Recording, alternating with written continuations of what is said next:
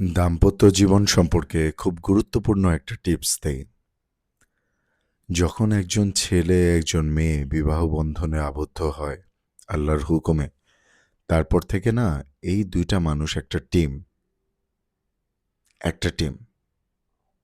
বাকি সবাই একদিকে, আর এই দুইটা মানুষ একসাথে মিলে একটা টিম, তারা আরেকদিকে।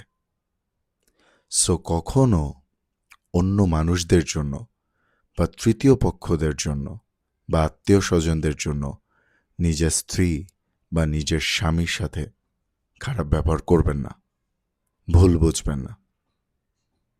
অন্য মানুষেরা, আত্মীয় স্বজনেরা অনেক ধরনের অনেক কথা বলবে, এমনকি এমন পর্যায়েও আসবে যে তারা একটা সময় চাইবেই না যে আপনারা শান্তিতে থাকেন, আপনারা সুখে থাকেন।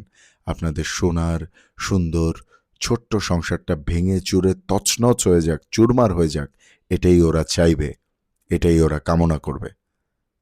কিন্তু আপনাদের দুইজনের মধ্যে যদি বিশ্বাস অটুট থাকে, যদি ভালোবাসা অটুট থাকে, তাহলে আল্লাহর কসম কোনো কিছুই আপনাদের কিচ্ছু করতে পারবে না ইনশাল্লাহ।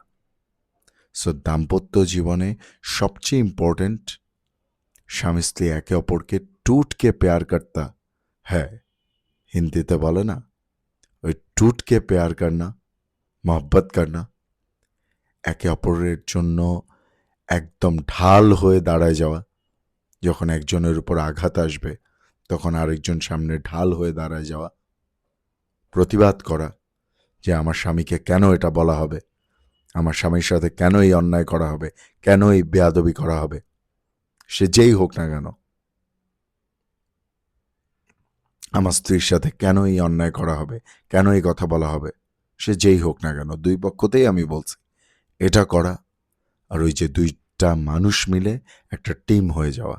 আর কখনো আত্মীয় স্বজন, তৃতীয় পক্ষ বা বাইরের কাউকে পার্সোনাল কোনো বিষয়, সাংসারিক কোনো বিষয়, দাম্পত্য জীবনের কোনো বিষয় শেয়ার না করা, এবং তাদেরকে কোনো প্রকার কোনো অনুপ্রবেশ করতে না দেয়া।